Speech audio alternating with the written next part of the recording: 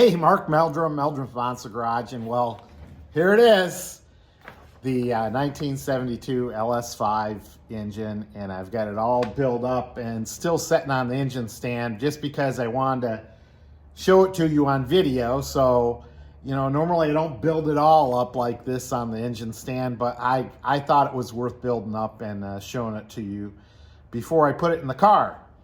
1972 LS5 motor goes in my 1972 LS5 SS convertible, numbers matching car. So let's talk about 1972. This was when emissions just, got it going. And as you can see, we've got what they call a smog pump on this motor. So this is an air pump, and it works with the exhaust system. Some other unique things you'll see on a 1972 LS5 454 as opposed to maybe some of the 1970 LS5 motors is you'll start to notice that they started taking away the stickers on these cars. So no longer on top of the air cleaner do you have a sticker denoting that it is a 454 motor. Another thing unique to this is you'll see the air cleaner. This was used in 71 and 72. You've got a heat riser that wraps around your exhaust and then feeds up into the air cleaner and into the engine. So unique things on there. Some things that I've done different to my engine here is I have put a heavy duty cooling clutch on the front here.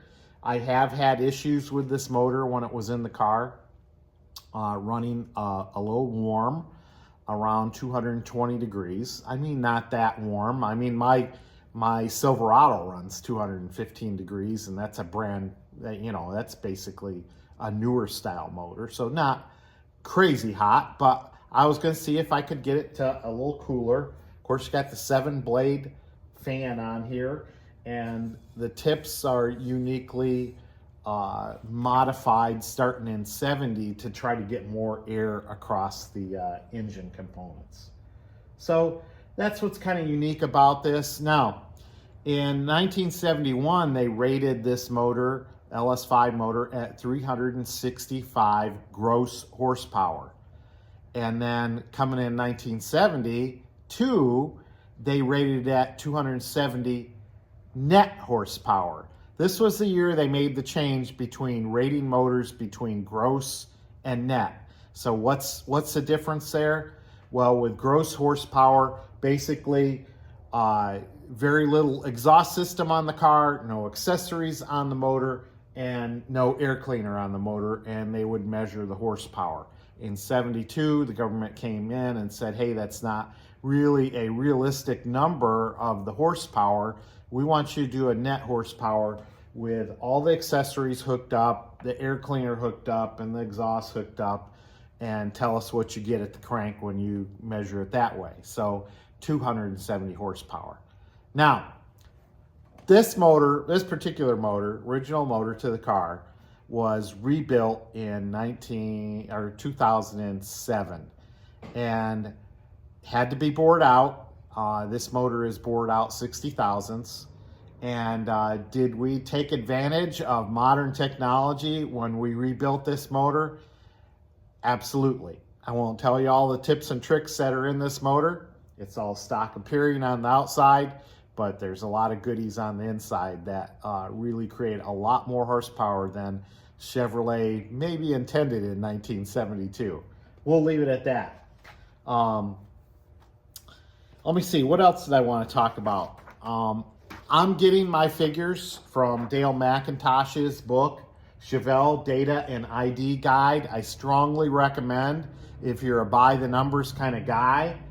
This is a great book for 64 to 72. It goes through a lot of the production numbers. It goes through a lot of the codes that were available on these cars.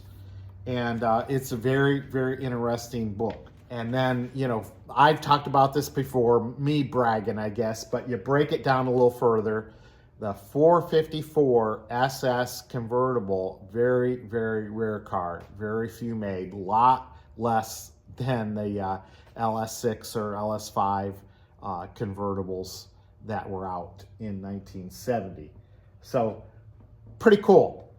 I know I touched on this in another video. I said I was gonna keep I had chrome valve covers on here before, but I decided to go with the original orange valve covers. The reason being, I thought this was really cool in 72. They started putting the little tabs on here to hold the spark plug wires. And you know, that is kind of handy. So, you know, I'll do a walk around on the motor pretty soon, but I thought that was pretty handy. I know I'm blah, blah, blah today, but hopefully you're enjoying this. I happen to have a sales brochure from 1972 from my local car dealership, Prout Chevrolet, here in Elyria, Ohio. Now, this particular car was delivered to Jim Rogers in Winterset, Iowa. And Jim's still out there, and we still keep in contact. And I know he watches my videos, and hopefully he's enjoying seeing this motor out of the car. But you know, it's pretty cool. They do have I noticed a picture in the sales brochure of the 350 motor, kind of like you see it on the engine stand here. So there you go. I'll quit BSing about this motor. And it's been nice. The Guardians are out of town, so it gives me an opportunity to work out here on the weekend at Meldrum's Monster Garage. Even though I'm watching them on TV, they're winning 5-2 down in Florida, playing the Marlins. So that's a cool deal. So I'm going to do a few walk-arounds, and I'm going to post a few different things on Instagram, TikTok, and Facebook. So you'll see a few things on this motor out there, because I'm very proud of the way it came out. It looks absolutely fantastic. And I can't wait to get it back in the car with all new seals in it. That was the main reason I took it out of the car, get all new seals put on it so I don't have any more leaks, and it doesn't look grimy and dingy, and it looks beautiful sitting down there. All right, Mark Meldrum, Meldrum's Monster Garage. See ya. Like and subscribe. Hey, just hit 1,900 subscribers this week. Thanks a lot to all my subscribers. If you like what you're seeing, I got a lot of videos out there. I'm not an overnight success. Took me a long time to get to having this many subscribers. Been at this for over 10 years. So thank you very much to everybody that's sticking with me. And if you like what you're seeing here for the first time, like and subscribe. See ya.